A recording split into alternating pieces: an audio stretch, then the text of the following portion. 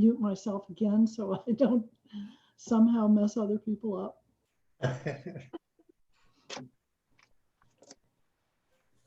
And who goes next, Katie?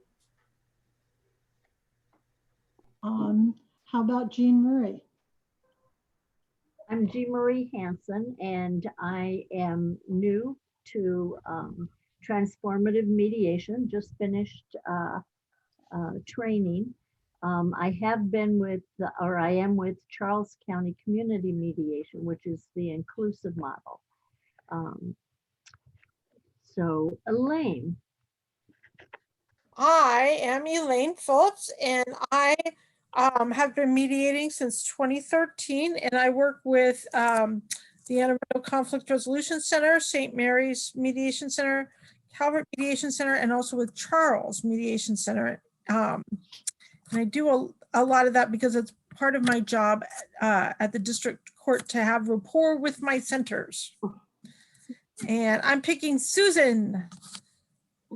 Thanks, Elaine. Hi, everyone. I'm Susan Rourke, and I have been mediating since 2006, both in Calvert and in St. Mary's, and I continue to do both. And welcome to you all, and I hope you enjoy this group of wonderful people just as much as I have.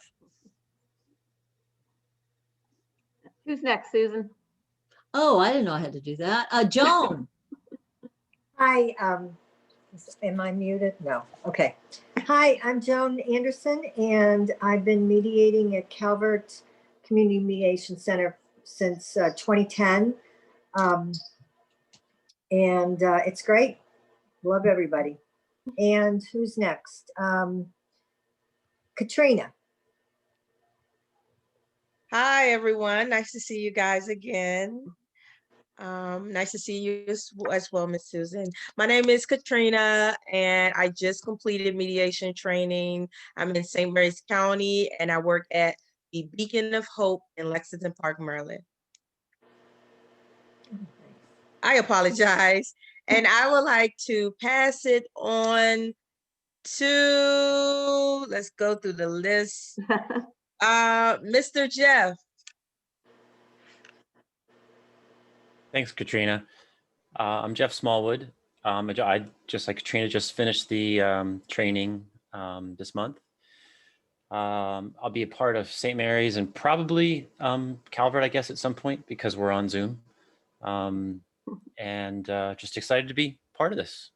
And I'll pass it over to, let's see, Angela, you on there? I am on here. How you doing, Jeff? Good. Hi, everybody. Well, my name is Angela, and I too just finished mediation training, and so I look forward to supporting both centers as well. And I will pass it over to, let me find a face. I'm driving. I'm trying to multitask. No, don't multitask. Angela, we got your back. Jamie. Thank you, Maya. Yeah. I'm Jamie Coster. I've been mediating in St. Mary's County since 2017. And I like it a lot. I'm sorry to have to say this, but I have thought about taking the training in Charles County for inclusive.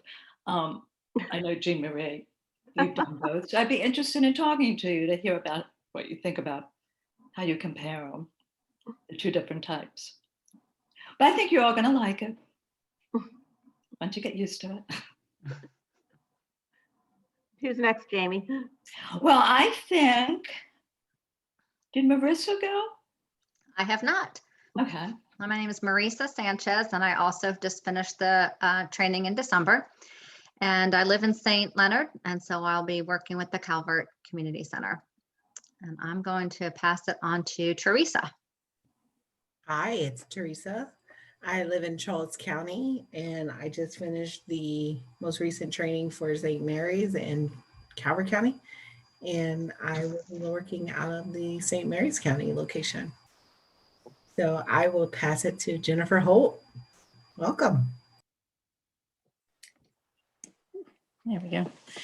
Hi, I'm Jennifer Holt. I live in Lexington Park, so I'll be part of the St. Mary's County Mediation Center primarily, and I'm part of this new class. So I know I'm excited to be a part of it. So thanks for including me.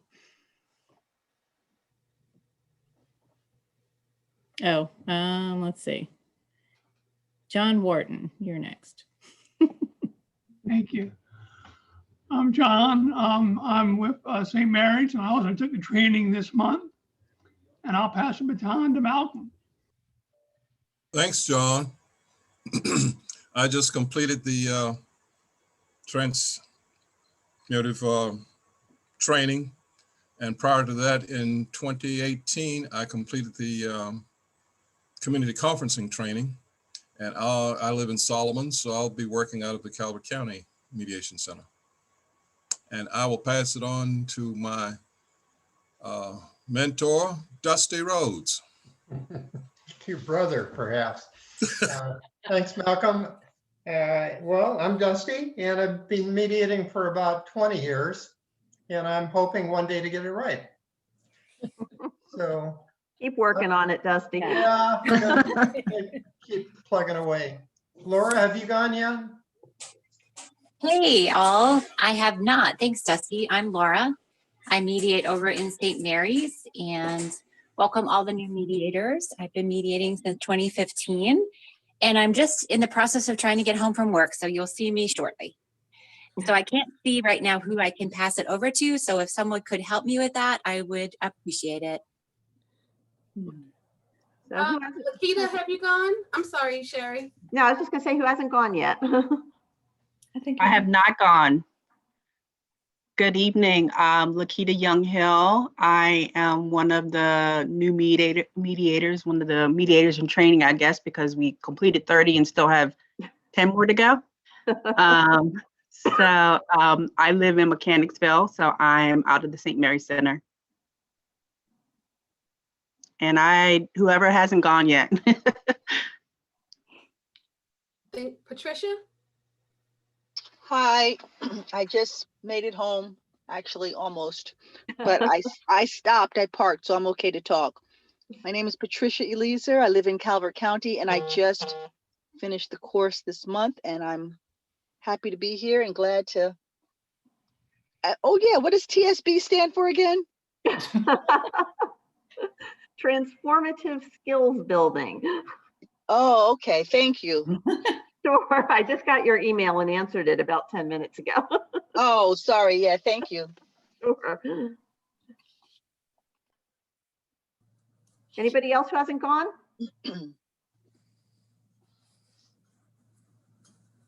Everybody's gone. Awesome. Okay, so I guess we should, and any announcements, Mia? Anything we need to? I don't think I have any announcements other than, the happy holidays, but we can do that at the end. Okay. So as promised, we're going back to the basics for this TSB and reviewing reflections and summaries, and to help out not just the new mediators, but also for those of us who have been mediating a while. It never hurts to go back to our basic skills and talk about why we do what we do. So I think Mia's going to start us off with reflection, and then I'll pick it up with summaries. So I'll turn it over to Mia. Oh, why, thank you very much, Sherry. Do I have permission to share my screen? I do. All right.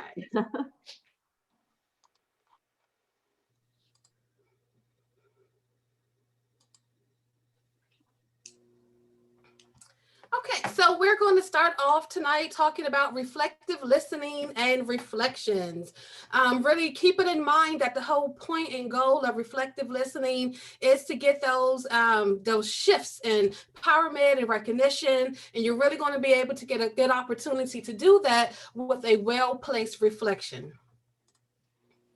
So reflections leave a person feeling heard and understood, leading them to feel empowered, that it gives them that opportunity to feel really clear about what it is they think and feel. So if you say, some outlandish statement or just a very clear statement, and you hear that reflected back to you, you hear that and you get that, yes, that's right, that's what I'm talking about. And then it gives you that opportunity to dive deeper in, or even to correct it if it's not proper and say, no, that's not what I said, or even sometimes that's not what I meant. You may say something like, so you think she's a bitch, because they just called the person a bitch. But then no, that's not really what I mean. I'm just frustrated, or whatever it is. But either way, that recognition and that reflection is going to get them to think about it, become very clear on what it is that they're trying to say, or really feeling empowered that they were heard and what they were trying to express. So when you do a reflection, you're basically going to say back to the speaker what you heard them say. This is going to allow them to hear what they said and either add to it or correct it, like I just said. So an accurate reflection will garner a response of confirmation. So you may hear, yes, that's right, or that's right, and also. Missed the mark, that's okay. They will love to correct you or try to fix it. And it's no reason to have to apologize or feel bad about it. Quite frankly, you're giving them that opportunity to become clear in what they're saying, which is your whole point, your whole goal anyway. So in other words, reflections usually carry their own confirmations. Provided that the mediator is genuinely trying, a reflection is self-confirming and self-correcting. So again, I know I'm beating the dead horse here, but I can't, emphasize enough. You can't get it wrong, because getting it wrong is okay. And it's going to help for a clear conversation. And it's going to give that empowerment that you're really looking for to give to the participants anyway. The positive empowerment effect on reflection can be seen whether the speaker confirms or corrects your reflection. So in either case, they're gaining that clarity, they're gaining that strength, and you're helping that shift along. So when you're doing your reflections, there are some basic guidelines you want to keep in mind. Reflections are done to one person at a time. So there's a conversation going, and and you want to capture both. You want to get that good summary going, but you have to remember that there's a difference between a summary, even if it's a mini summary, and an actual reflection. A reflection is a one-on-one thing that you're giving to the participant that last spoke. So if you go from one person to the other, you're no longer doing a reflection, but you're doing a mini summary. Reflections should be a level of mirroring. So you're really going to give them back what they have expressed to you. You're not going to carry the message. So I'm not going to say, so Sherry, Malcolm is saying, or Malcolm said this, but I'm going to speak to Sherry what Sherry just said. I'm going to reflect back to Sherry. I'm going to hold up that mirror to Sherry so she can hear what she's saying. So if she's the one who just called somebody a bitch, you're going to say, oh, bitch. And you're going to hold that up to them and give them that opportunity to see what it is. Or if it's even a feelings of emotion. So you want to remember that when you're reflecting, you're not just reflecting the words, but you're reflecting the emotions that you feel in the room as well. So, you may say, oh, well, you're mad, she just went off on a rant, and you want to reflect, well, you're upset. You're really upset that she feels X, Y, or Z. So you want to give all of that back in a reflection. So even though it's a mirror, it doesn't mean to parrot, but really reflect back what you're seeing. You want to reflect back those words. You want to reflect back that intensity, and you want to absolutely keep with those emotions. The emotions are the bread and the butter that makes that shift slide pretty easily once you get it all buttered up. So you want to keep with that heat, keep with those emotions when you're doing your reflections. I got some feedback, sorry. Other things that you can reflect. I'm gonna wait.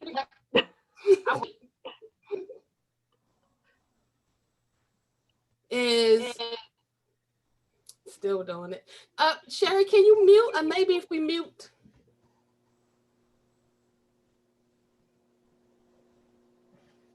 Sherry's mute. I think it was Laura coming on. So when you're expressing those feelings and emotions, you want to also, you can express silence as well. If the room has been still for a moment and it's something powerful to what just happened, that may be something that you want to reflect that you've seen, that you've noticed in the room. If someone's reluctant to speak, if they've suddenly, their body language will give you cues to things to reflect. So if someone is becoming visibly nervous or visibly upset or sad, these are things that you could reflect, or even happy. A very good example of that is someone who's feeling very weak and empowered, and suddenly they hear something that they like, something they agree with, deeply, and they kind of perk up and say, oh, that really, got your attention. That really excites you. Whatever it is, whatever that emotion or feeling is, you want to stick with those participants and reflect that to them as well. Because your reflections are most effective when it matches the intensity of the communication. So if they are sad, you don't want to, oh, you're sad, that just, it doesn't match. So you want to, again, that mirror, you want to give them back what they're giving you. Does that make sense to everyone? Awesome. I see a couple of thumbs up and such. Okay. So we're going to see if that really did make some sense. So we're going to put you guys to the test with your reflective listening skills. So I'm going to pop up some statements below, and after reading each one, I want you to raise your hand, or I think everyone can raise their hand. If you're on the phone, you can maybe just speak up, say your name so we know that you're putting yourself out there. And you want to give us an example of the reflection that you would give the people if they were in front of you. Does that make sense to everyone? Awesome. Yes. So number one.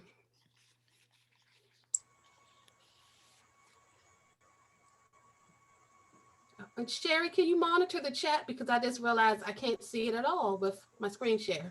Oh, sure. So after you've read the statement and take it in. Oh, can everyone see it? Is anyone still driving? I can say it, and I'm not driving. Thanks, Jamie. But now I can't see any people. It's okay. We all look funny. Thanks, Mia.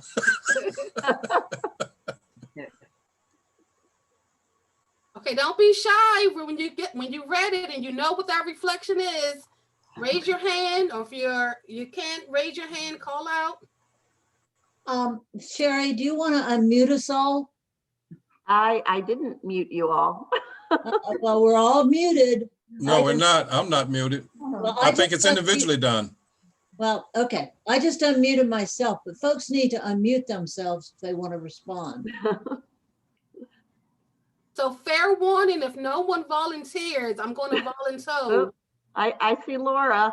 All right. Yay. Thank you. Okay, Laura. Things I could do after coming on and making all that reverberation sound. Is to... It wasn't. Sorry. So a reflection here. You're sick and tired, and you want kids to learn to show some respect.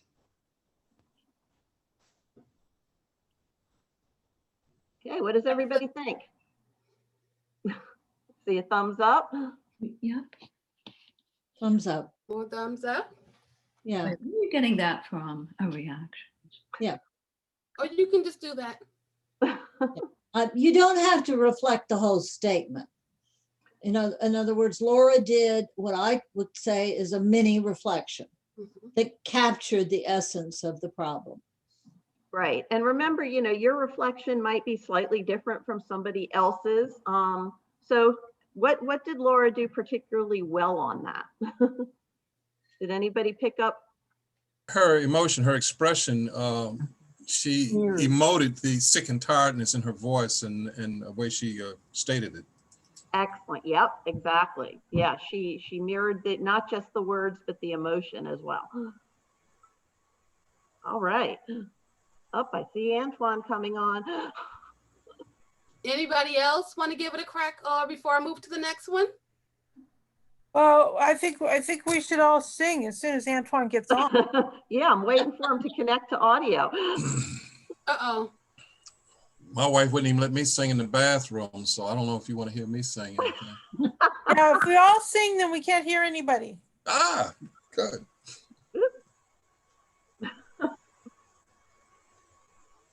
Connecting. Hey, Antoine, you there? Trying again. The other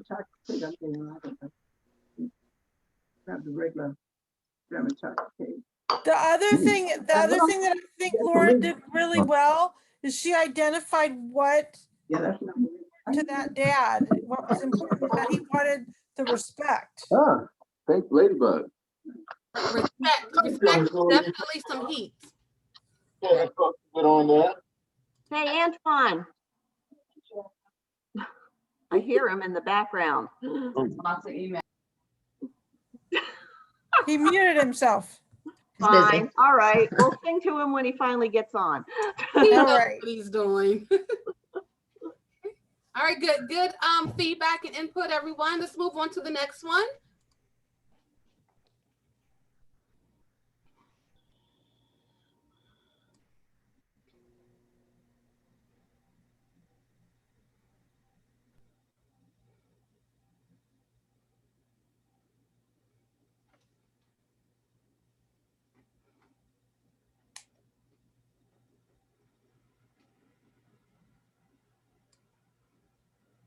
Don't be shy. Yep, I think I see Malcolm's hand. Oh, awesome. Let's give it a go, Malcolm. I hear you say that you're so mad. You can't believe what you just heard. You thought Jessica was your friend. All right. So what does everybody think? How'd Malcolm do? Seeing thumbs up. What did Malcolm do well? He reflected the emotion, okay, about, you know, he about whoever's mad, they're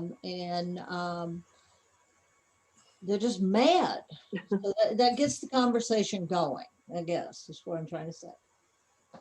Right. And I particularly liked, again, that, you know, Malcolm didn't just give a recitation right back of everything that she said. He picked out the important points, the points that had the heat, that she was mad. She can't believe what she heard. She thought Jessica was her friend. Yep. So you don't have to reflect, as Susan said earlier, every single thing. Pull out the things that seem most important. So good job, Malcolm. All right, let's move on to the next one. Can I leave now? Not so lucky.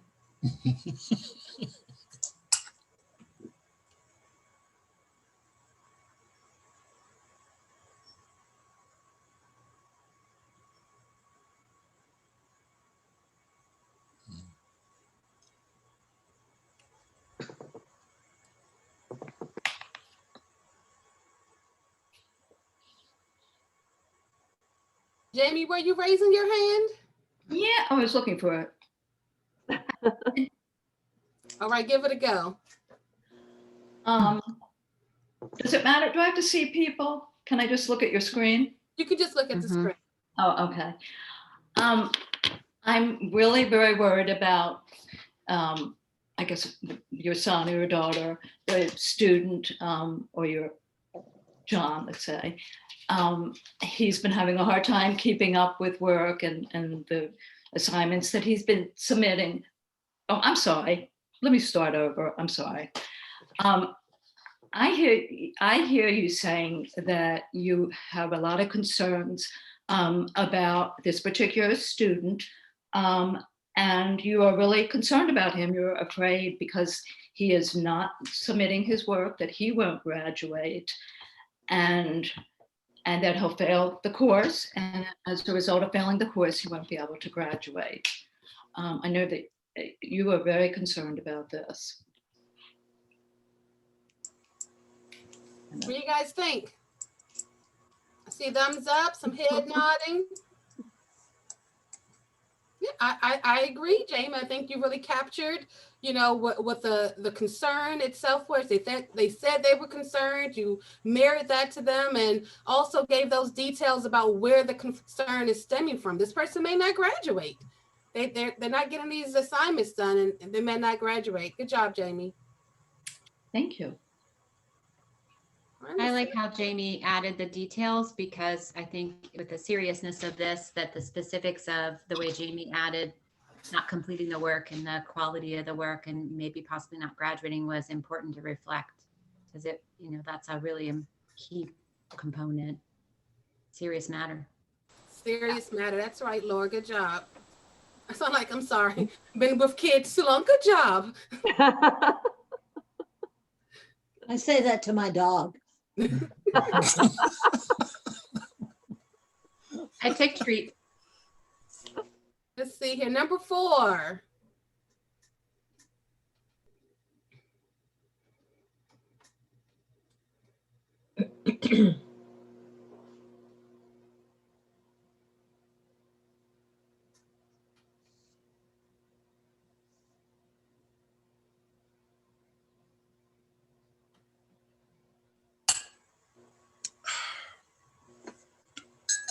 Everybody's still pretending like they're reading so that you don't have to raise your hand.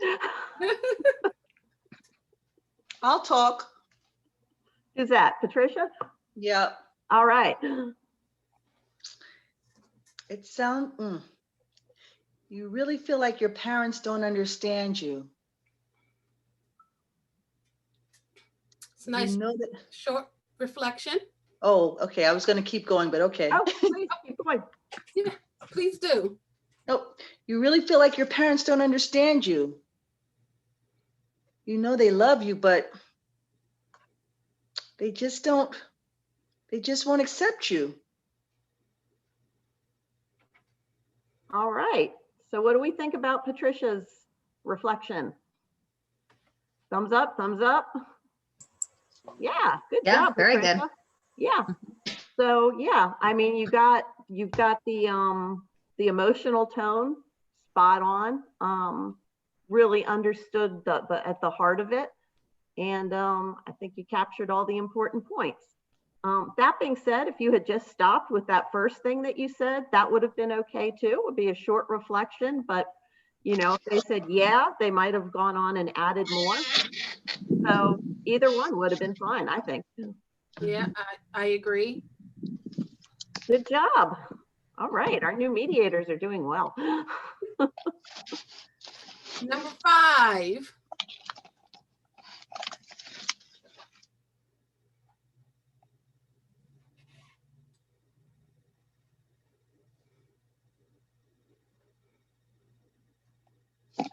Oh, was that Katrina waving her hand? Hey,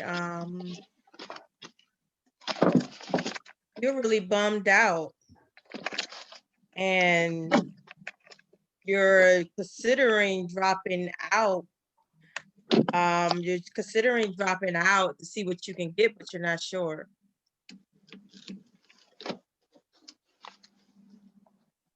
Yeah. Good. What do you guys think? Good. Yeah. It's nice and to the point. You guys are definitely doing a good job at picking out the emotion that are in these reflections. Emotions are a good one to reflect when it's short or something heavy, like with the graduation detail. You know, he may not graduate. That's something heavy. That's also a good thing for a short reflection as well. It puts that out there and sometimes let it linger in the air or gives room for that deeper explanation. So good job, guys. I think we have one more. Mhm.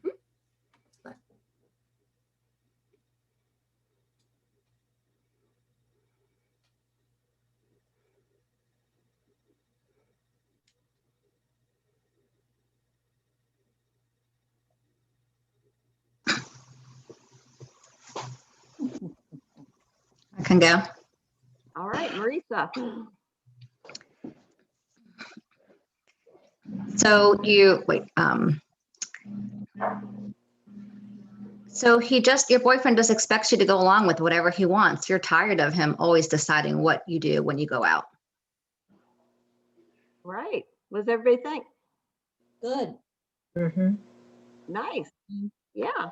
Excellent job, guys.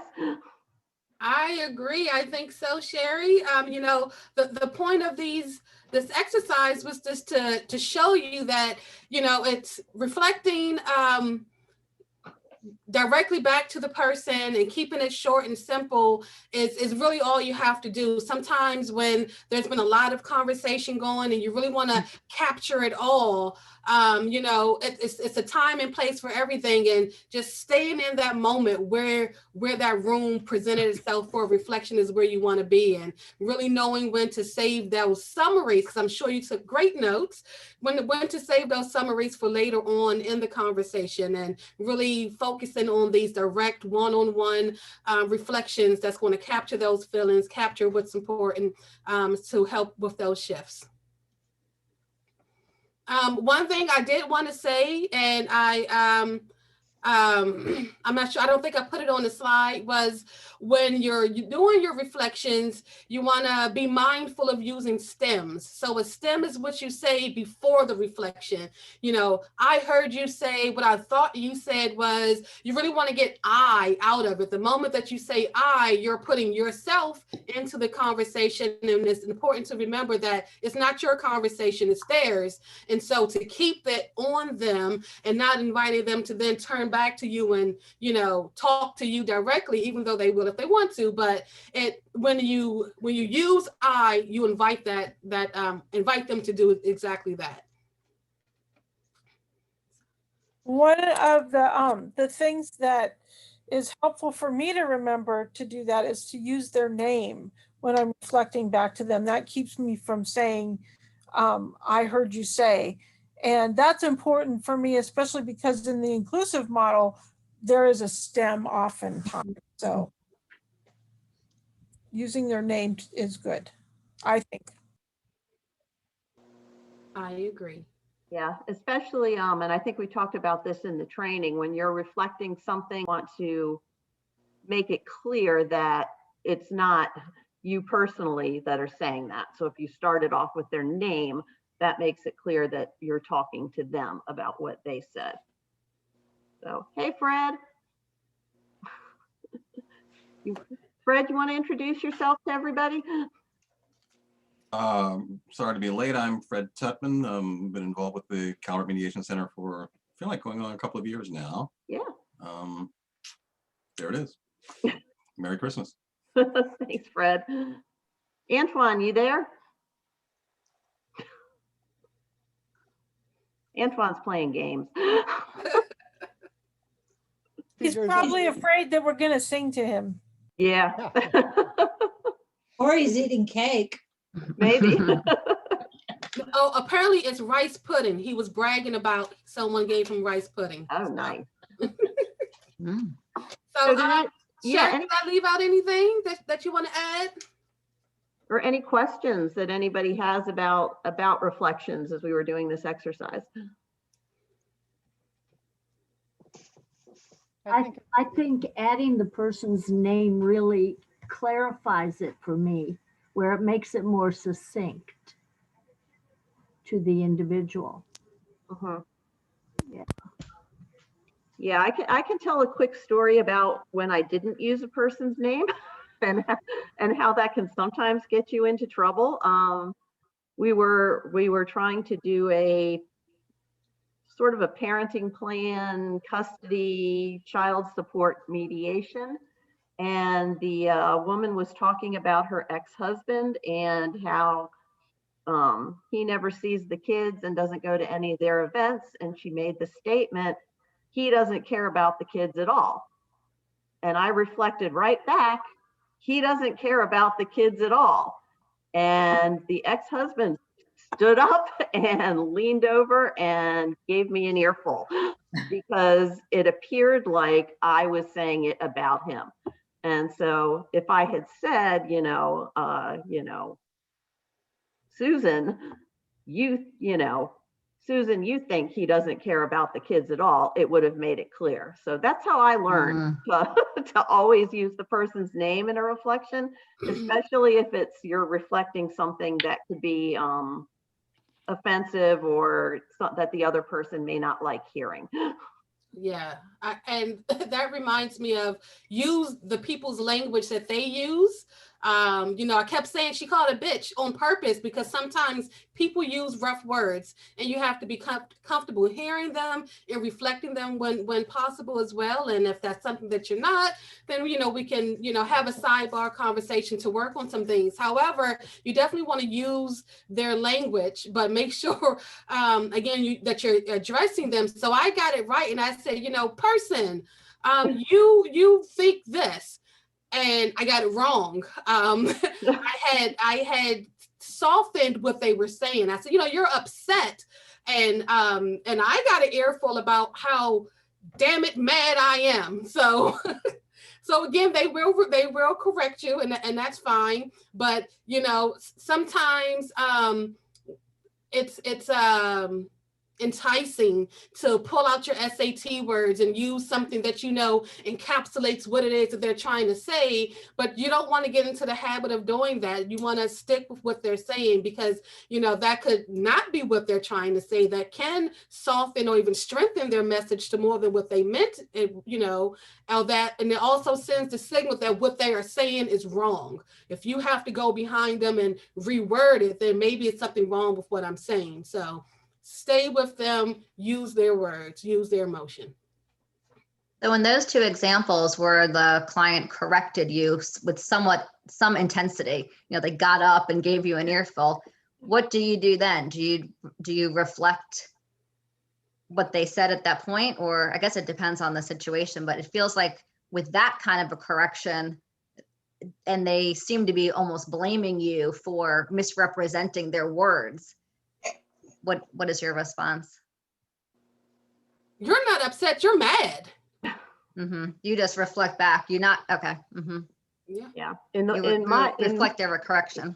Right. In my case, where the guy was giving me an earful, it was my mistake. He misinterpreted what I said. So I just said, I apologize. I was trying to, and I was very transparent, trying to reflect back what she said. Those were her words. Okay, so you explained the process a little bit. Okay. Yeah.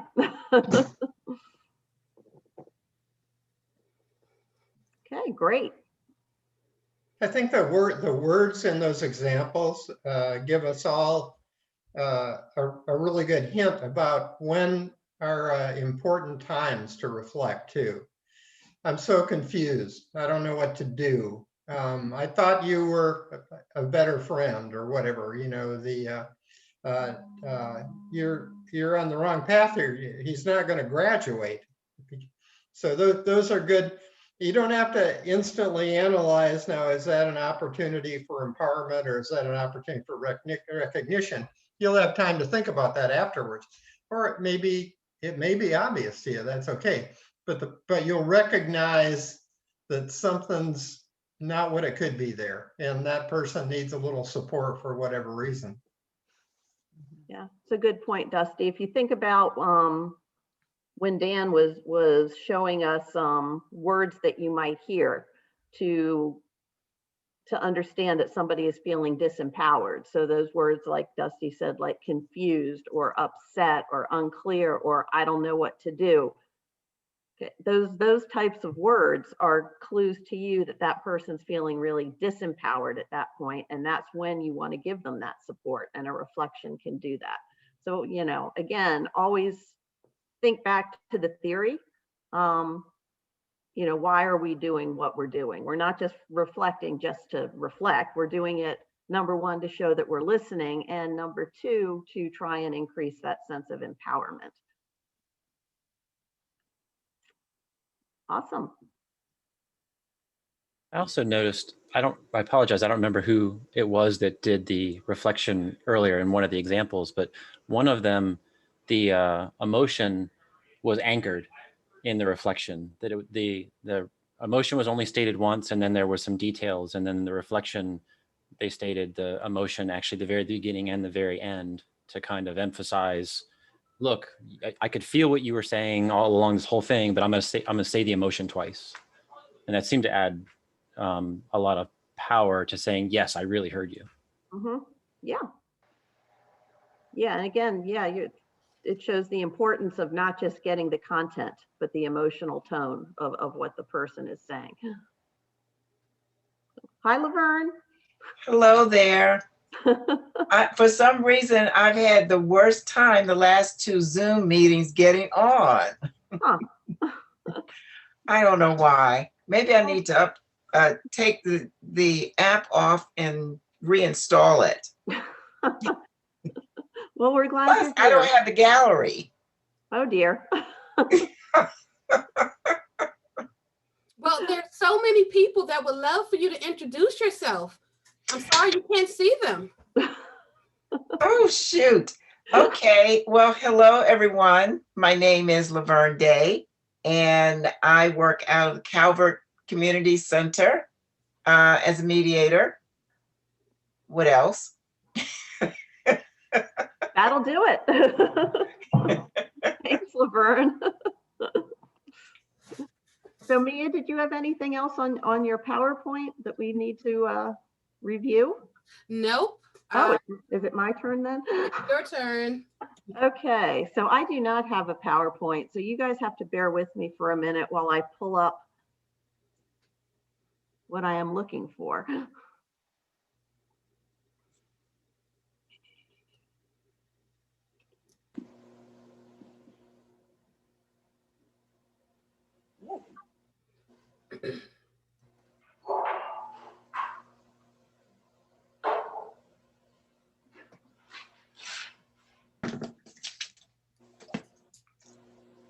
All right, can everybody see that? Yes. Oh, good. I'm always surprised when it works. Okay, so the next thing that we're going to be moving on to is summaries. And that's a little bit tricky of a skill. And so we wanted to reinforce it a little bit, especially for the folks that just took the training. And just, let me start off by saying, for a lot of people, this skill takes a long time to master. So even if after tonight you don't get it, don't worry about it. We're going to keep going over it and over it and over it.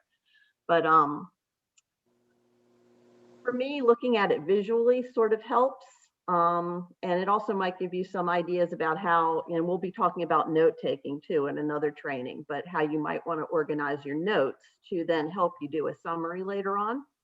So if you remember, summaries are after they've had some length of time with a conversation. They maybe talked about 1, 2, 3 different topics, and maybe there's a lull in the conversation, or maybe they've expressed that they're confused, they don't know what to do next, whatever it might be. That might be a good time for a summary. So this is just sort of an outline of what a summary looks like. And to use Dan's metaphor, he talked about bubbles and legs. So the bubbles are going to be those topics or themes that you define. And then the legs are what each participant says. So before you even go into your summary, you're going to start with what we call a meta comment. And that's sort of stepping back and putting, because when you do a summary, you're putting the focus on you as the mediator for a short time. Whereas typically the focus is on them and you're trying to stay out of their conversation as much as possible. When you do a summary, you're sort of putting the focus on yourself for a while.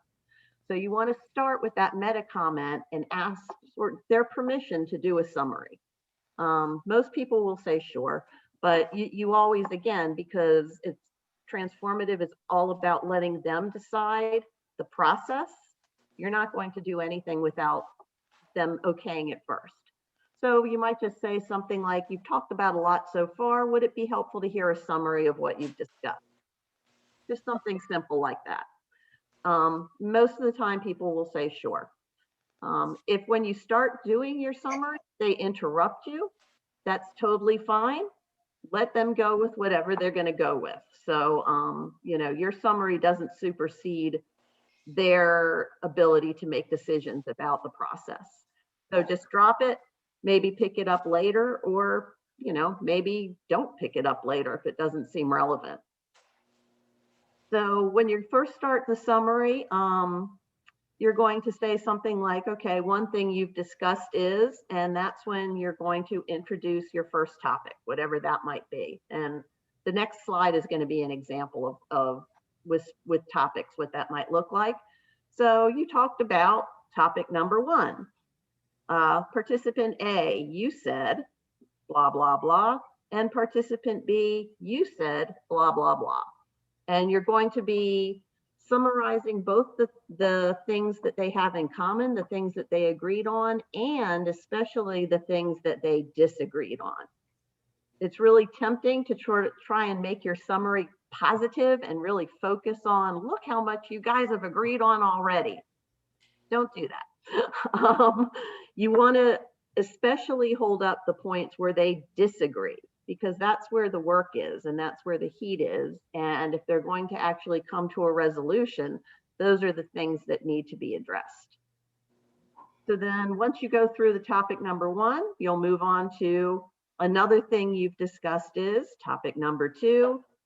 And then you will talk about what each one thought or said about topic number 2. And then topic number 3, and however many there are. So as Mia mentioned, you might just do a mini summary, which is just one topic. You know, you guys talked about summer vacation, and, you know, Joe, you said you want to go to Florida, and Bill, you said you want to go someplace cooler. Okay, that would be a mini summary. If there's more than that, you just continue on. So I am going to share what this might look like.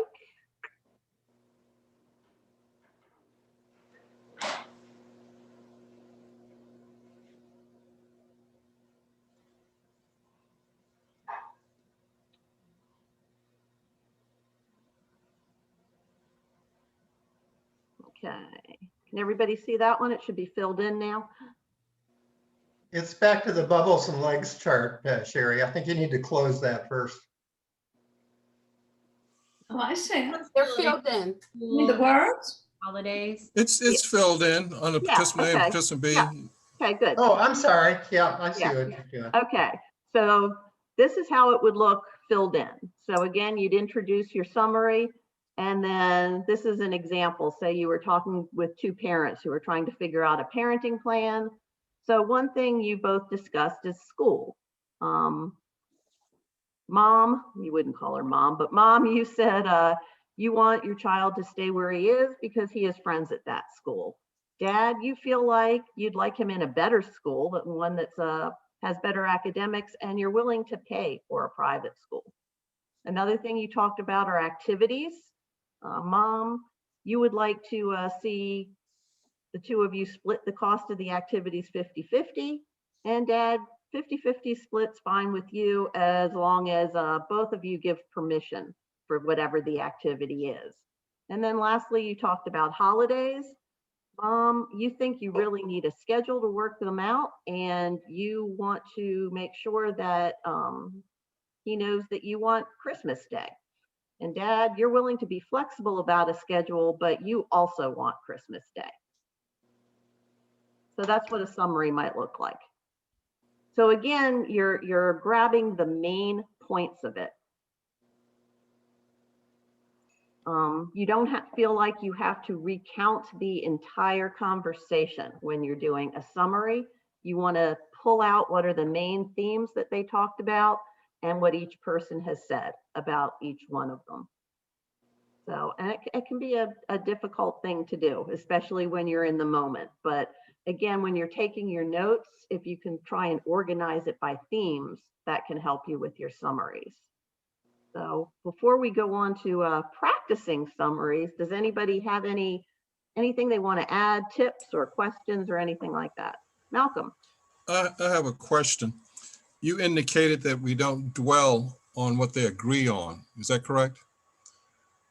But Yeah, you want to but- say it, but don't dwell on it. Yeah. He's sitting on a Zoom call with another meeting on the side over here, not listening. But I was wondering if sometimes if there's a lot of disagreement, Well, they sound pretty boring, so I don't. if there's a lot of disagreement, if sometimes you can dwell on the points that they agree on, then that's a point of recognition. And then they may come to a form of recognition of some of the things they don't agree on. Right. And then they can recognize some of the things that they do agree on. But I understand that you don't dwell on that, but it is okay to point out points of agreement. Oh, definitely, definitely. Yeah, you want to point out points of agreement, but you also want to point out the What they points of disagree on. disagreement. Yeah, okay. And, you know, you don't want to, it can be tempting to just focus on those, well, look at how much you're agreeing on, and sort of put aside just those pesky little things that they're fighting about. So you want to make sure you include both. Yeah. Any other tips from current mediators about doing summaries? So one of the things that I found really useful is, because I did it originally, is if I had a list of the 3 topics I was going to summarize, I would say, you know, Tom, on this you said this, and on that you said that, and on that you said that. She froze.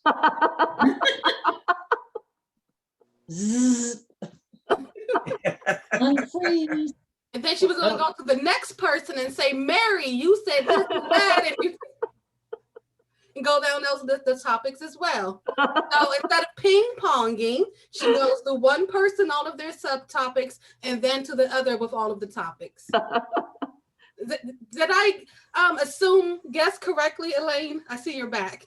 Yeah, I'm sorry. Yeah, that's what you, I think that's right. I'm not, I wasn't there when you said that, but I'm sure you said the right thing. So there are 2 ways of doing the summary. Then you can focus on the topics, or you can focus on the participants and what they said about the different topics.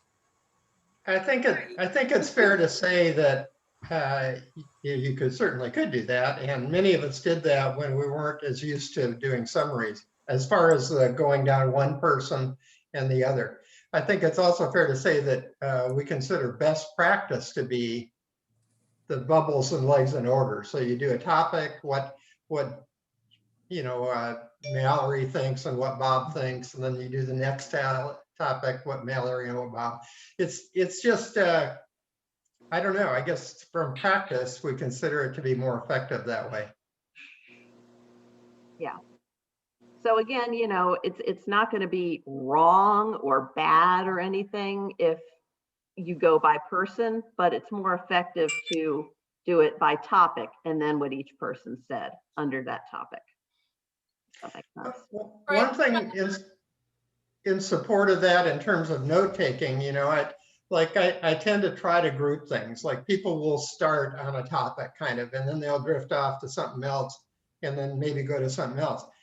And you don't have to take notes chronologically down the page. It's helpful. They can be down on topic C and start going back to topic A, and you just take your notes up there with topic A. You can group them as you're going through. You don't have to, you know, it's helpful if you don't get locked into going a timeline down, but even keeping your notes in terms of sort of topics. So I'm trying to balance what you said just now about agreement against my own experience, which has been that occasionally I have been able to build more trust by reminding people of where they agree, which I realize is a little subtle difference, obviously, than focusing on agreement, but rather acknowledging, because I do think it's important to acknowledge where people have made progress to agree. Is that a fair statement? I'm not trying to undermine what you're saying. I guess I'm trying to balance it against where it's sometimes useful to help build affinity and agreement between people by acknowledging where they've already made headway. You know what I mean? But I agree, Fred. I've definitely been in cases where, especially parenting plans in particular, maybe we just do too many of those, but where there's a lot of disagreement, a lot of self-absorbed feelings, and a lot of just on the left side of our chart there. And maybe someone even says how they feel hopeless, this is not going anywhere, this is pointless, because they're focusing on the negative thing or the thing they don't agree with. But then when you offer that summary for them, that may be a good time to check in to see if this is, is this a good time that I check in with the summary with you guys? Would that be helpful? And then that is a good time for you to highlight the things that they have agreed on as well, because they could have forgot. They're so busy being upset in that moment. So I think you're right that it's not about not acknowledging the positive, but more so don't just focus on the positive. Sure. So a guy that I trust a lot, who mentored me quite heavily, taught me early on that if you find one thing that you like about a person whom you can't stand, it has the tendency of building momentum towards more affinity, right? So I was taught to look for the shoes. All right, if you like their shoes, maybe you can find something else you like. But you know what I'm saying? So this kind of progressive way of creating accord between people. But I hear your point. Your point's well taken. That it's not a good use of mediation time necessarily to rehash and spend a lot of time working on the stuff you've already agreed. I just want to make sure we don't slip through our hands. Right. You definitely want to acknowledge it, but also remember that, we are not trying to get them to agree. We are not trying to get them to do anything. It has to come from them. So, we have to be careful that we're not being too directive in that. But definitely, if they've agreed on something, you definitely want to point that out. Elaine? I also think the origins of why you made that statement is that people get very uncomfortable in conflict. We always want to gloss over and point out all the positive things. And so sometimes as a mediator, it's really easy to say, well, see, you've agreed on this, that, and the other thing, as if somehow that's good, or I don't know, it's just like smoothing it over rather than just going and looking at the heat and the hard and the conflicts itself. So it's part of it. The process is acknowledging where the agreements are, but don't do that at the expense of making nice. Yeah. So, Joan, go ahead. Yeah, what I wanted to mention is what you had said earlier, Sherry. It took me personally a long time, and I still struggle with it. I mean, really, doing the summaries. So what I tried to do is just to keep it as simple as possible, and then back out. And like you said, if you're on a roll and you think, oh man, I'm really doing good with this summary in your head, you're kind of, and then somebody just goes, no. And so they just don't want to hear it anymore. Okay, you back off. It's done. It's over. It's back to them. But it was hard for me. I mean, really, I went through reflections were much easier. And so I was always happy to have a co-mediator who was very strong with summaries. And if I was having a rough day or I wasn't on mark, then my co-mediator would, because you connect with your co-mediators, they would kind of really be there for you.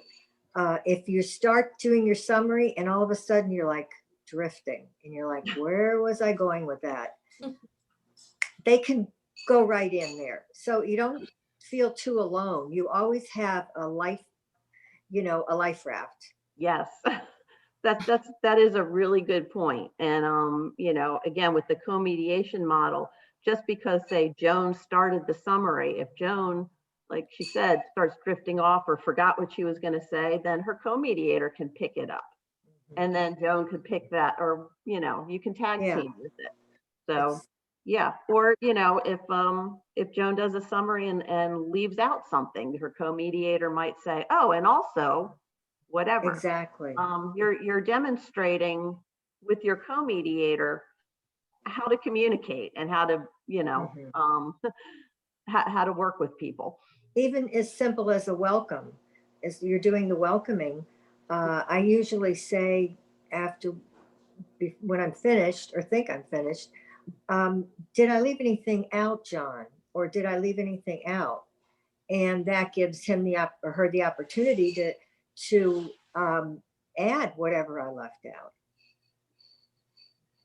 Yeah, so definitely, talk with your co-mediator ahead of time and, rely on each other. It really helps. I agree. I'm so glad you said that, Joan, because I also really, really struggle with summaries, but this has been helpful. I don't remember learning from the very beginning to divide it up into topics like that, but that is really helpful. But it's definitely you make it sound so easy. When you're there, it's not that easy. And it's, I don't know, I guess it's a lot of practice. Yeah, but we're all here as mediators. And I think this is one of our values that we all, get the longer you mediate. We're here to support each other. And we are here as co-mediators to support each other. Okay. And so in that role during the mediation, I mean, we may have something we need to talk about later, but it should never come out in the mediation. Okay. We will support each other as best we can. And that's the beauty of it. So I'm only saying that for those of you that are new mediators, because you're not alone. We're all here to support you. Exactly. So I want to give you guys a chance to practice your summaries, since it is a skill that you'll get better at it the more you practice. So I've pulled some clips from movies, and some of you may have seen these before, the older mediators. We did this a while back, but never hurts to do it again. So older mediators? Experienced mediators. Sorry, experienced mediators. I'm teasing. I just had to do it. Good call, Susan. So I'm going to pull up a movie clip. If you don't have something to write with and some paper in front of you, if you have any nearby, it might be helpful to grab that in case you want to take notes to help you take your summaries.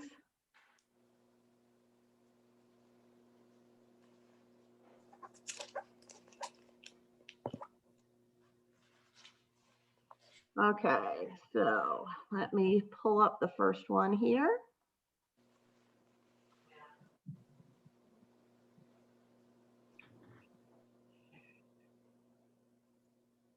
That's not it.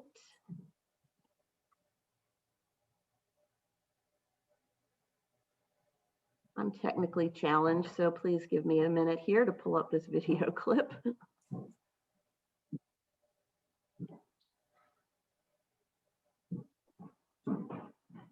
Okay. You're saying I should let it up now. Yeah.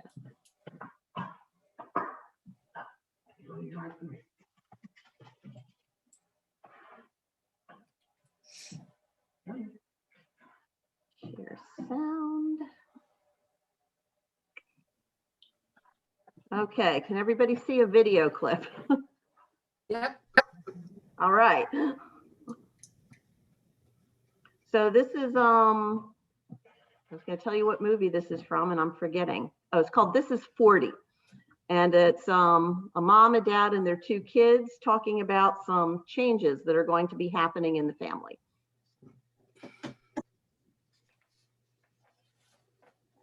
Daddy and I are making some changes so that we can be happier and healthier. And we're starting with this meal that I prepared. I think it looks great. Doesn't it look good? What is that, grilled cheeses? No, baked tofu. Oh.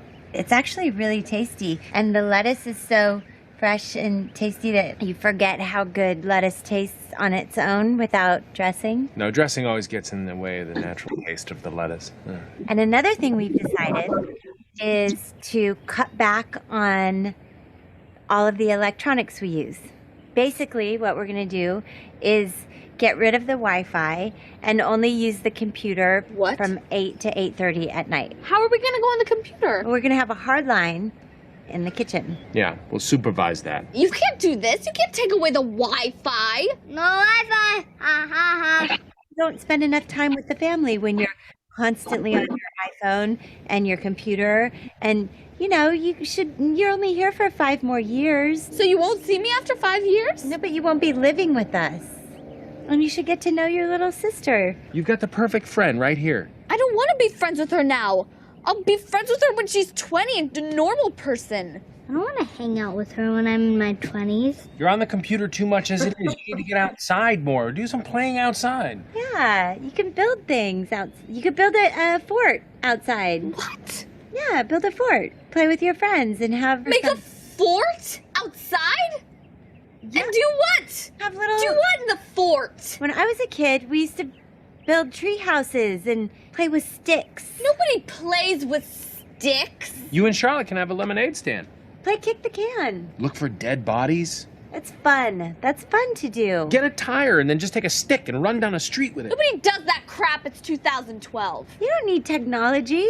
No technology. Charlotte, put that down. I don't need to be monitored all the time on the computer. I don't do anything bad. Nobody said you were bad. I don't do things I'm not supposed to. I don't illegally download music.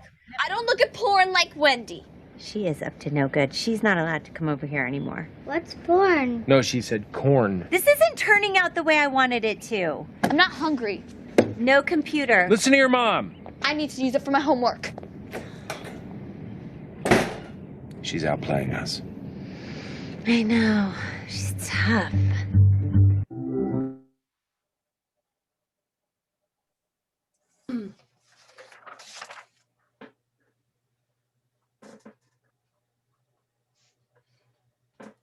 You're muted, Sherry.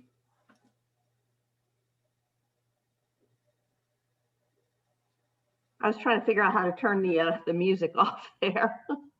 Okay, so imagine these folks were at your mediation table, and maybe just to make it a little simpler, rather than trying to reflect what each of the 4 people said, maybe you could just sort of do parents and kids. So who would like to take a stab at summarizing what our participants just said? Angela, I see you shaking your head. Yes. I see you like this. You want to jump right in there? No, I got wrapped up into the entire movie scene. I just caught a... Angela Sorry, and I no. are having PSTD from the kids being at home with that technology. So think about what topics you heard.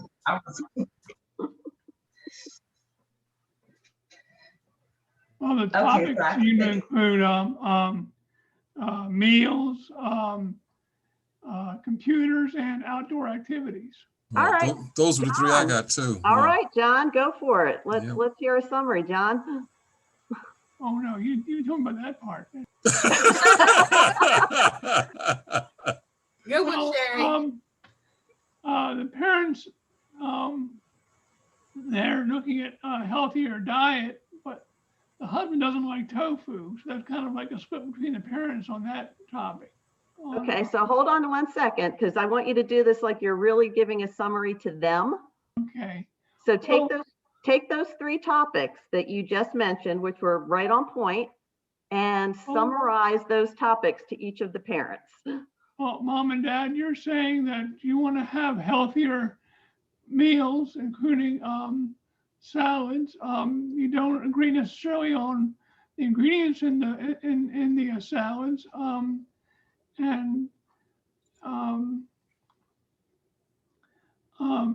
young ladies, you seem to have some concerns about changing what you've been having with your meals. Mom and Dad, you're really concerned about too much use of the computer, and you think that maybe not having Wi-Fi is going to be able to focus the computer use more on important things like studies. But young ladies, you really think that you all need to have Wi-Fi, and you don't want the idea of being restricted in your computer use so much. And Mom and Dad, you want both your children to have more outdoor activities. But young ladies, you clearly don't link to the ideas of having tree forts or playing with tires. All right, let's give John a hand. Good. All right, and you get extra points for being the first to try this, John. So excellent job. So what did John do well in this summary? He captured the themes. Yep. Okay, did anybody else, and again, you know, everybody's themes might look different. I mean, John, the themes that you mentioned, I agree with. I probably would have pulled out those same ones, but did anybody else have any different themes? Did they name them differently? I did. Oh, I'm sorry. No, go ahead, Katrina. What's your theme? I had two themes, no Wi-Fi and better eating. Okay, so you had it down to two themes. I wouldn't have, this is Lakita, I'm sorry. I wouldn't have made it a theme necessarily, but I would have wanted to capture that they wanted to make the changes in order to be healthier and happier. So kind of like as part of just kind of like the top of it, almost like an extension of the meta comment before I went into the three main topics. Okay, sure, that would be another way to do it. I was also thinking along the lines of Katrina, because I was thinking that the whole outdoors theme was really a benefit, or what the parents thought was a benefit of reducing the computer time and the Wi-Fi time. So I sort of had that as part of the, you know, parents, you want to no longer have Wi-Fi, cut down on the computer time. You think that'll help the kids have more time together as a family and be able to spend more time outdoors and do other things besides computer and then kids. So I sort of had the outdoors as kind of a consequence of the electronics thing. Sure. So yeah, so I mean, it sounds like everybody sort of pulled the same information, but maybe organized it slightly differently. And that's totally fine. The key is organizing it in some way. And that, again, we do that because it helps them clarify what they're thinking. They get to hear back what they said. And if the mediator is sort of organizing it in that way, and that can go back to what Fred said about if there are areas where they agree, when you're saying, you know, mom and dad, you both agree that you want healthier meals or less Wi-Fi or whatever it is. So you're going to focus on where they agree and where they disagree. So the only comment I would give, John, is make sure you name those topics before you start talking about what everybody said. You were able to name them with us. So when you give your summary, it also helps if you say first, you know, you all talked about meals. Mom and dad, you said this, kids, you said that. So yeah, just name those themes for them as well, and then go into what each one said. But you clearly articulated the themes, and that's why your summary was so organized. Excellent job. All right, we ready to try another one? Everybody's really enthusiastic here. Let's see. All right.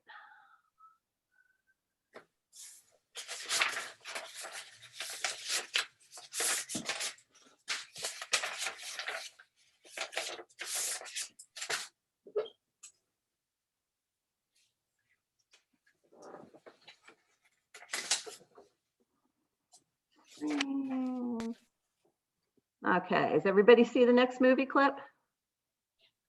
Okay, and it helps if you guys could mute yourself during the movie clip so that we don't get all the background noise. Come on, you knew I was working today and I made that meal, and you could have thought to yourself, you know, you could have said, I think I'm gonna get Brooke some flowers. You said on our very first date that you don't like flowers, that they're a waste of money.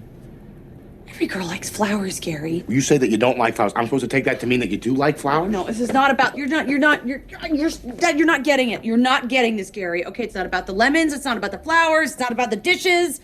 It's just about, how many times do I have to drop hints about the ballet? You know I can't Brooke, come here.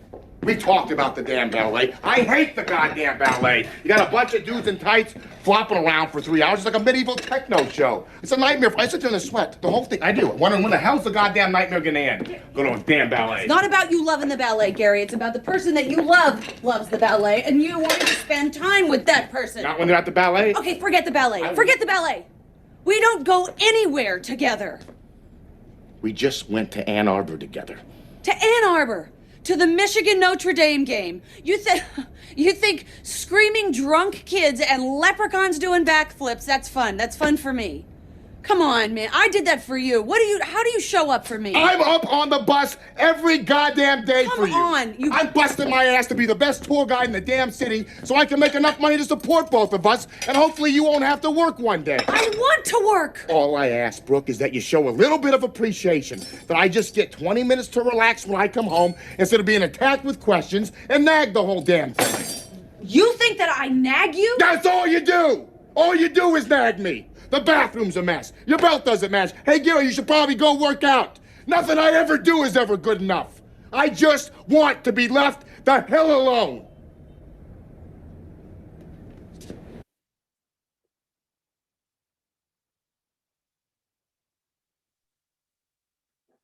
So that was fun. So you might see some emotions like that when you're doing maybe some divorce mediations or couples conflicts.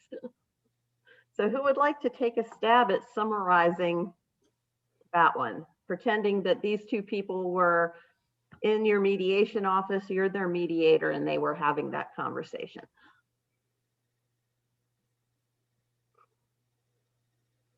I love how everyone's looking down. It's just like in school, isn't it? And maybe she won't call on me. They got some good notes, man. Who's going to share those wonderful notes?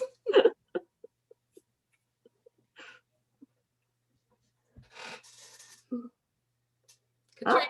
All right. All right, I'll take a stab at this. Well, not stab. I'll try.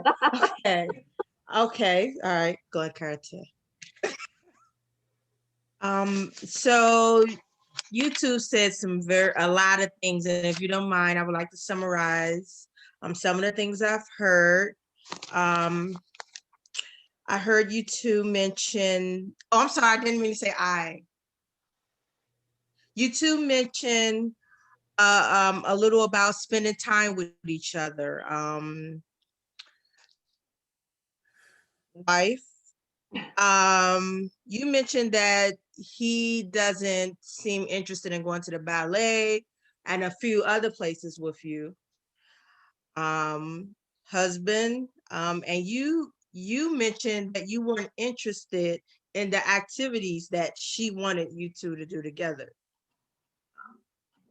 Another thing that you guys talked about was nagging. Wife, you seemed surprised when he brought up the topic of nagging. That surprised you.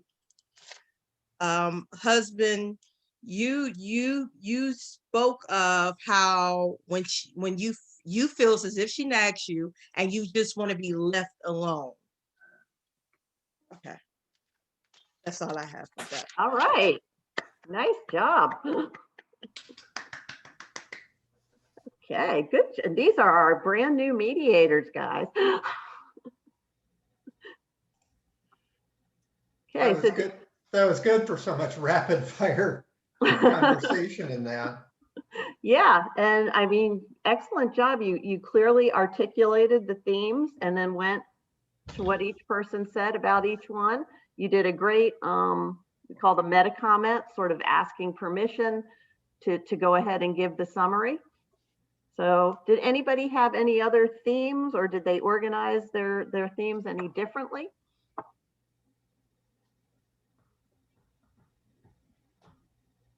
Well, I have a question. I thought Yeah. Katrina did an excellent job because I was looking at my notes and I just saw a number of like little mini topics that I never would have thought was a theme. Like they talked about the ballet and a trip together and, you know, who wants to work or not work and the nagging. And I thought, well, it all kind of, you know, some of this relates to how much time they spend together, which is exactly what Katrina identified as the theme. And so I guess my question is, they didn't really say that, like we are talking about how much time we spend together. They're just giving all these different, you know, complaints about various situations. And then is the summary, are we allowed to, in the summary, sort of pull it up and give kind of a meta theme and then use these as examples? Because I thought Katrina did great in doing that. Yeah. Yeah, I would say, yeah, definitely. Because those things do clearly fall under, like what Katrina said, doing things together, is time together, something like that.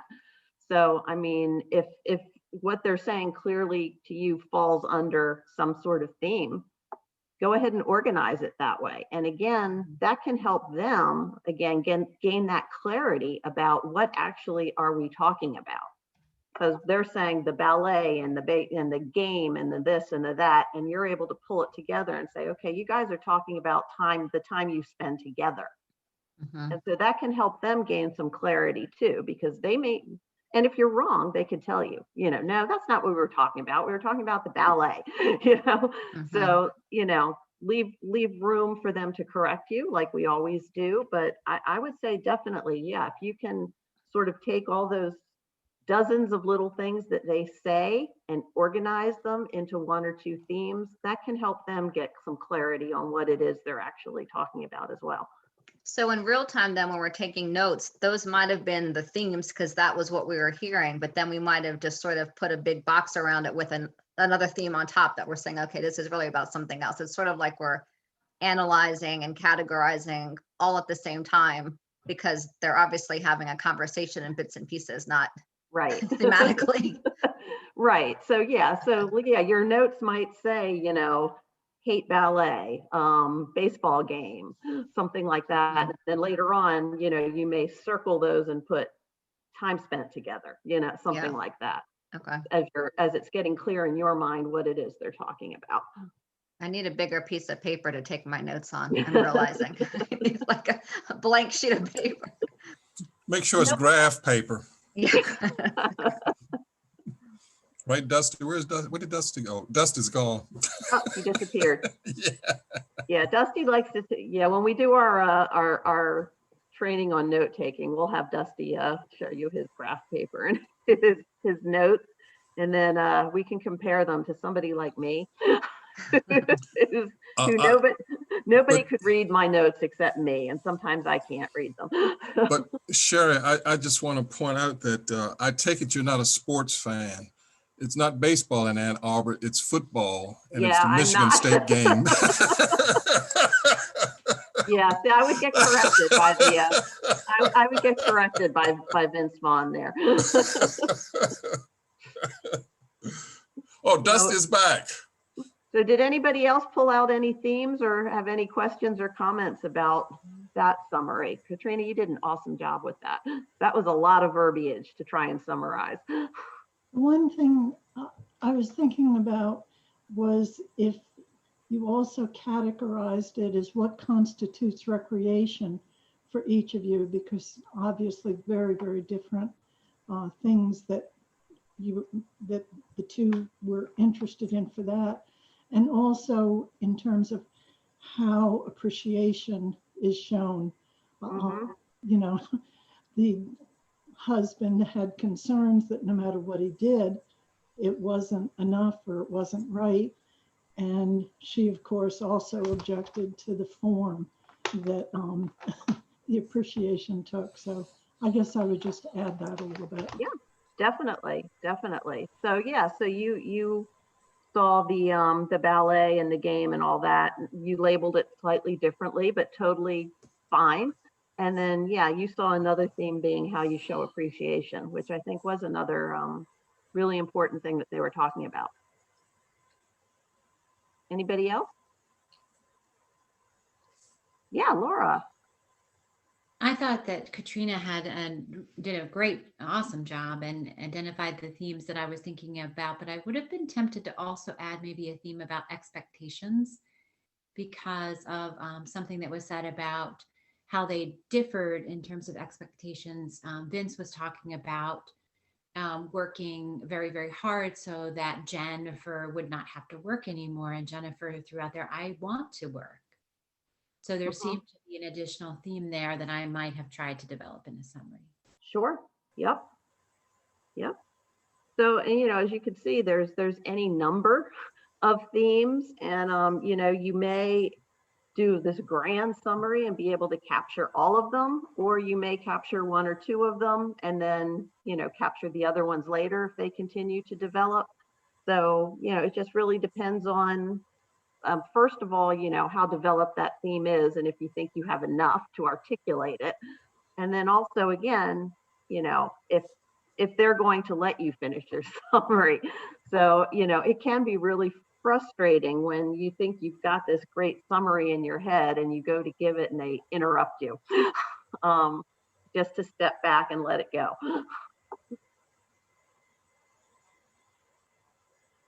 Any other questions before we do one last one? All right.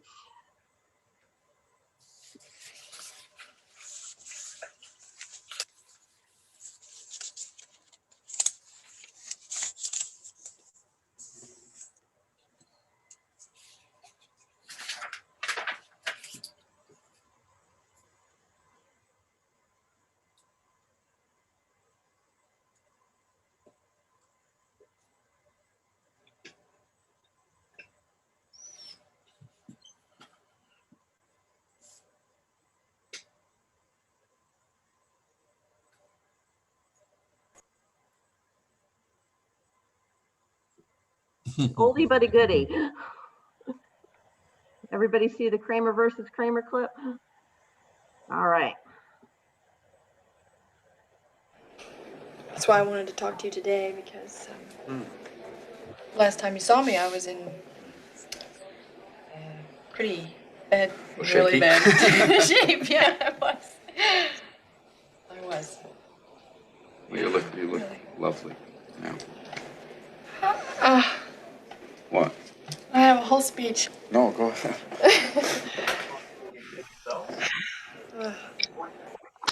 All my life, I've felt like somebody's wife or somebody's mother or somebody's daughter.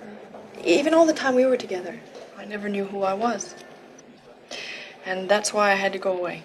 And in California, I think I found myself. And I got myself a job. I got myself a therapist, a really good one. And I feel better about myself than I ever have in my whole life. I've learned a great deal about myself. Such as? No, I'm really, I'd really like to know what you learned.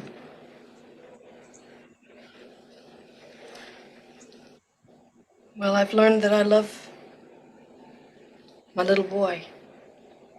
And that I'm capable of taking care of him. What do you mean? I want my son. You can't have him. Don't get defensive. Don't try to bully me. I'm not okay? getting Or defensive. Who walked out of the house 15 months ago? I don't care. Joe. I am still his mother. Yes, from 3,000 miles away, and just because you sent a few postcards, never it gives you the right to come Loving back him. here? I never stopped wanting him. What and makes you loving so him. sure he won't? What makes you so sure he doesn't want me? Okay, look, we're gonna sit here and bat this back and forth like it was for 8 years. It's like old times. Well, you can't deny me access Don't tell to my me own. what I can or cannot do. Don't talk to me that I way. have anticipated Okay, look, this I don't whole want to thing. get into this. Look, you're gonna have to do what you're gonna have to do, and I'm gonna have to do what I'm very sorry about this. Okay, you just do what you have to do.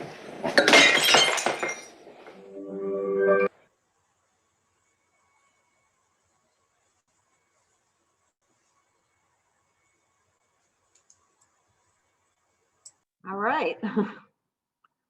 Another fun one. Man, I got off easy. See,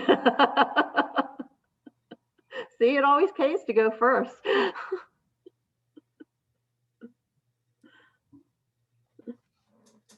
So who would like to take a stab at this one?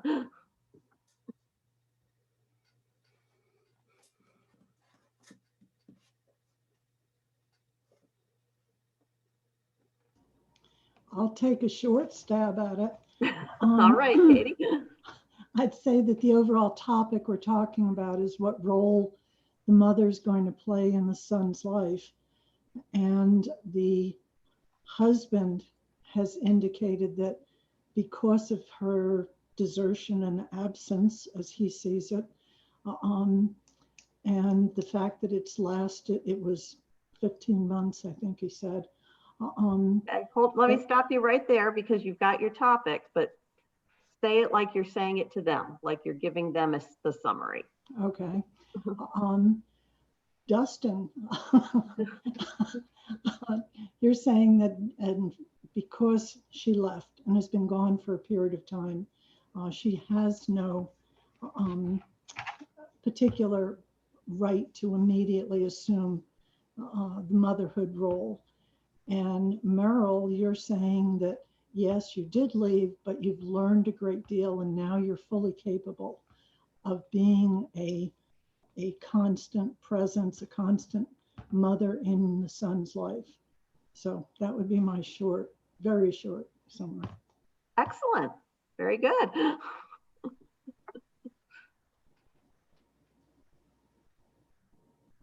So what do other people think?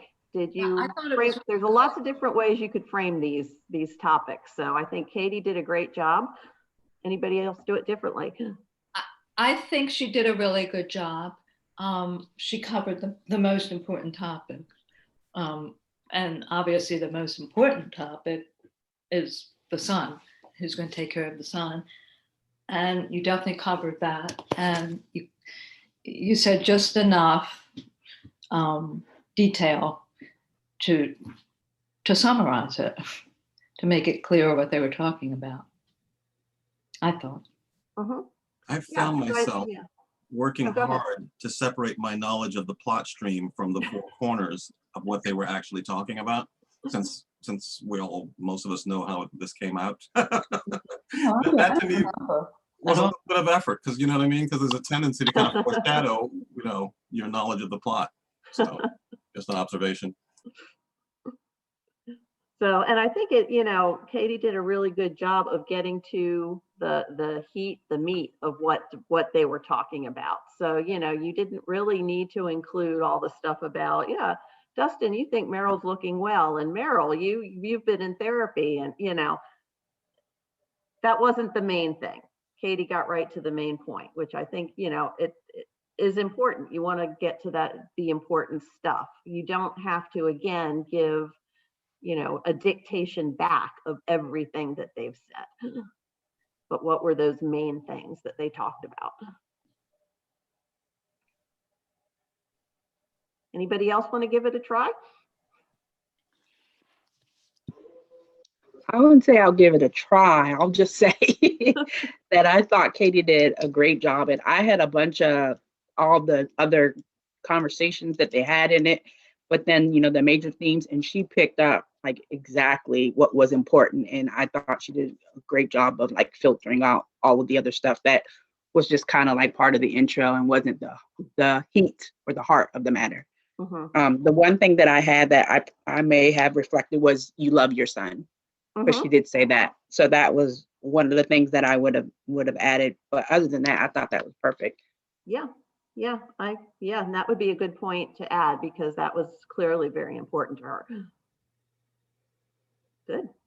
Anybody else have anything they would have added, done differently?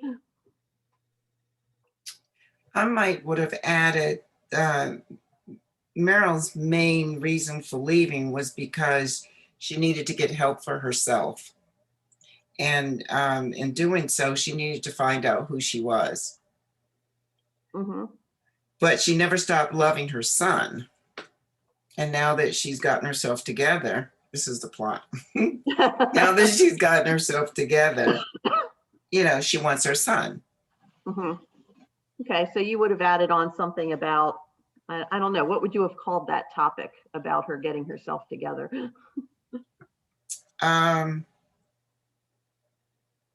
self-awareness. Okay, good. Okay. Now, I think that's important because she didn't leave just to be leaving. She left for a very personal reason.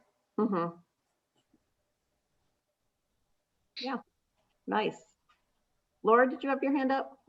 I was just going to say, I think to Fred's earlier point, perhaps that would have been an opportunity as well to talk about what they both love their son as a theme, Mm-hmm. wanted their son as a theme, and how they each showed that. Yeah. So they definitely, in their own ways, both love their son. So that would have been something that you could have pulled out and said, if the topic was your son, you'd say you both agree that you really love your son, and then go into what their differences are. Mm-hmm. Yeah, that would have been a quick summation of it. Mm-hmm. Without being argumentative, I would just mention to say that makes me think that in fact it might cause a difficulty, because I'm not sure Dustin believes, if you said, well, you clearly both love your son, Mm-hmm. I'm not sure Dustin would feel that that was a reflection of his opinion. True. Yep. So I think you'd have to be really Yeah. careful about that, because you could just set off a whole bunch of stuff that isn't going to be very productive. Mm-hmm. That's true. So yeah, That's you'd true. have to, That would, you have to be careful. Yeah. So you would, that Meryl, would be part of his argument too. Right. So Meryl, you said you love your son rather than you both love your son. I think would probably be more, you more don't want to accurate. say it's clear you both love Mhm. your son, because It's I not don't clear think to he would him. agree. Yeah. Katie, maybe the more accurate thing is you both want your son. Yeah. No, that would bring up an argument as well. Well, there's dad. No, that's not fair. Postcards aren't enough. 15 months with a couple of postcards. He said that. Mm-hmm. And he also said you can't have him. Yeah.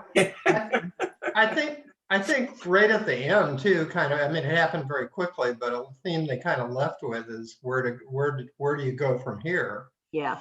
And she's saying, I mean, she's just like, oh, I just want my son, and he's, not enough. Again, a couple of postcards in 15 months. Where have you been?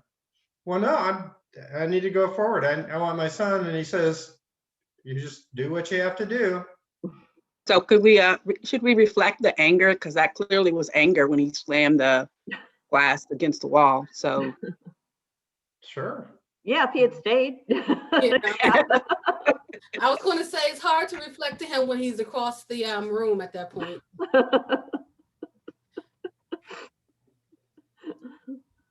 So, and often people in mediation will, I mean, hopefully not throw a glass against the wall. I've never had that, but they will get up in anger and stride toward the door and I'm out of here. And, it oftentimes, if you give an accurate reflection, you're out of here. You're done with this.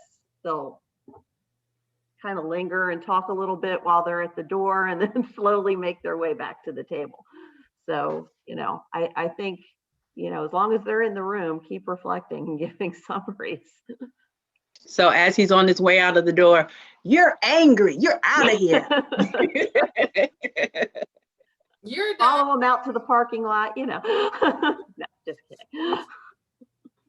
So you guys did an excellent job. So I hope you're feeling like you're getting your feet wet a little bit with these summaries and starting to understand the structure of how they work. And really, it just takes a lot of practice. And as you saw, you don't even have to be in a mediation to practice it. Just, pick a movie, pick a TV show and try and summarize what just happened to the two people. Pretend you're the mediator and summarize back for them what they've said. Just practice it that way.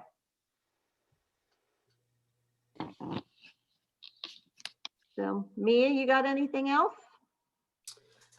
No, I don't have anything else pertaining to these particular topics, but I did want to ask, well, some of our new mediators have had an opportunity to observe, so you can chime in on this as well. Has anyone had any interesting cases or things worthy of discussion?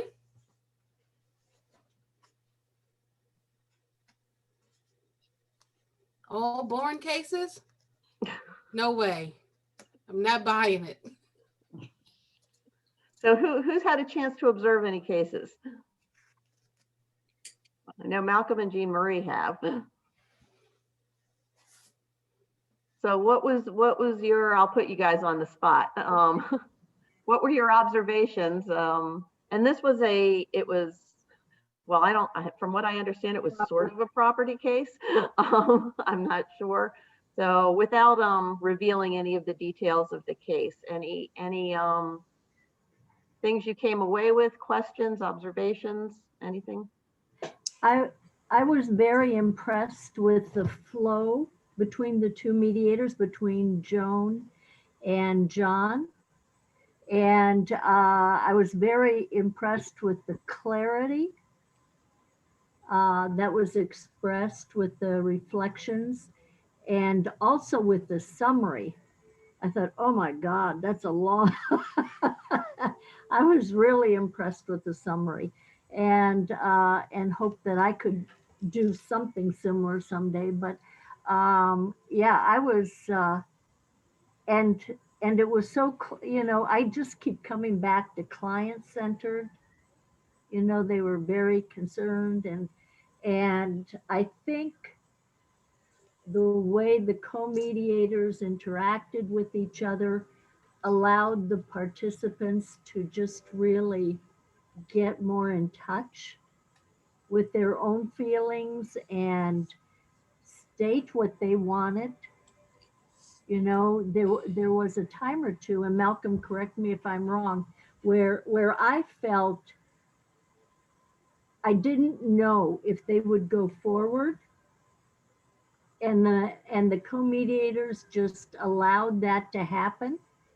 And then it happened. The participants agreed to have a second mediation. And I thought, yay. I was hoping for a second mediation. I was hoping that they didn't stop right then and there. But I really liked the flow. I really liked the flow and the client-centered aspect of it. One of the things that impressed me, the clients, the mediators allowed a pregnant pause. Mm-hmm. They were talking, and then all of a sudden, neither one of them had anything to say. Mm-hmm. And the mediators just allowed that to take place. Mm-hmm. And eventually, one of them picked up and started saying something. And like Jane Marie said, it seemed like they were going back and forth, and the mediators allowed them to keep going back and forth, and they would appropriately reflect what was being said. And I think the wife, I think after a period of time, after some reflections, I could see a recognition of where she began to change her mind, her main focus. Her main focus, wanting the kids to stay there, but then all of a sudden, she came to, I guess I would call a financial realization, and the mediators allowed that to take place. And like Jane Marie said, that I was wondering, I said, okay, neither one of them's giving here now. Each one has made a recognition of certain things, but it seemed to me like it was a stalemate. And then there was a waiting. And then as John and Joan were doing the summarization, it was hinted, and they said, yeah, we'll do another mediation. And the husband seemed to have taken more of an active role in the mediation than the wife. I mean, he responded more, I thought, to the mediation more so than what she did. What do you think, Jane Marie?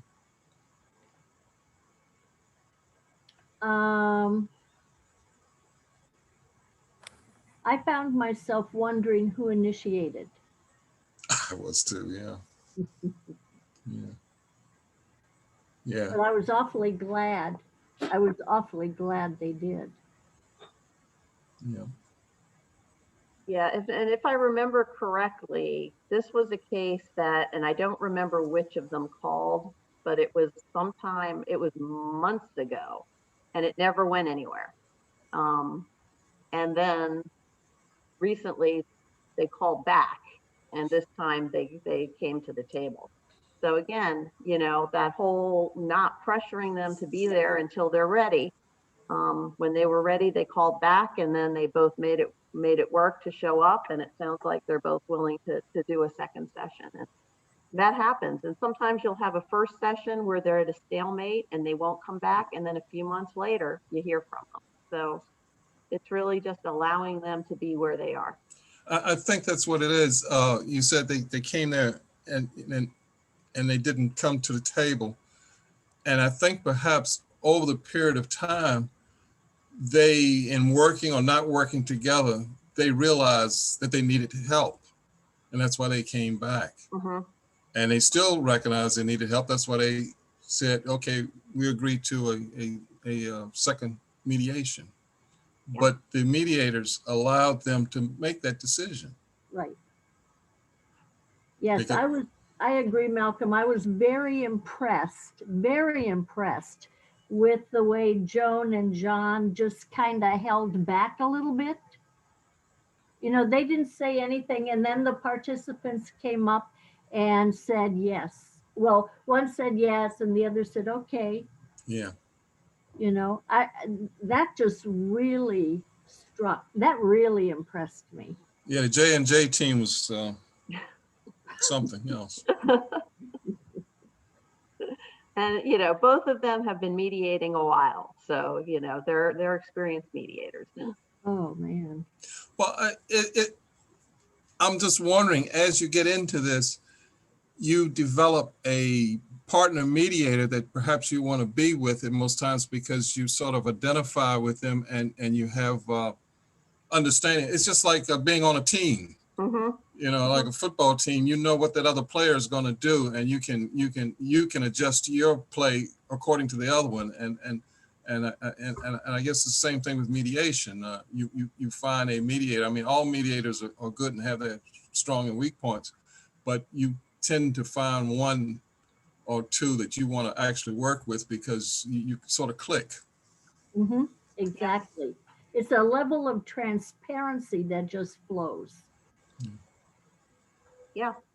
And you may find that, you work better with certain mediators than others, and that's fine. I think Dusty has a preferred partner, but I'm not sure. I doubt it. I doubt if he does. Kind of hard on my body, but. Yeah, that partnership is known all over the stage.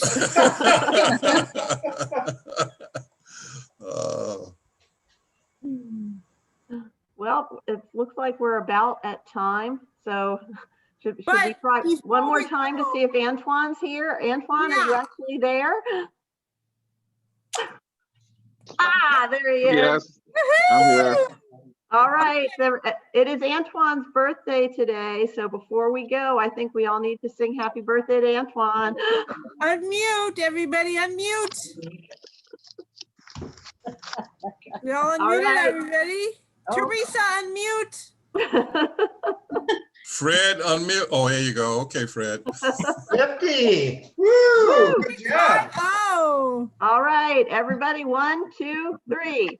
Happy birthday to you. Happy birthday. Happy birthday. Happy birthday. Happy birthday. Happy birthday. Happy birthday to you. Oh man, we're good. Thank you guys very much. So well on Zoom. I wanted, what was that puppet you had there, Fred? Oh, that's my little mental health mascot that sits next to me throughout the day. Are you trying to tell us something, Fred? No, We need a mental health mascot. no, he's just a gopher. He has no rank here. He's just a gopher. A gopher or a doper? Oh, no, behave. First one. So thank you, everybody. And new mediators will be in touch with you about more trainings coming up to get you some more skills. And happy holidays to everybody. And we'll see you probably after the new year. Yeah. 32 down, 32 down, and 8 more to go. Hey.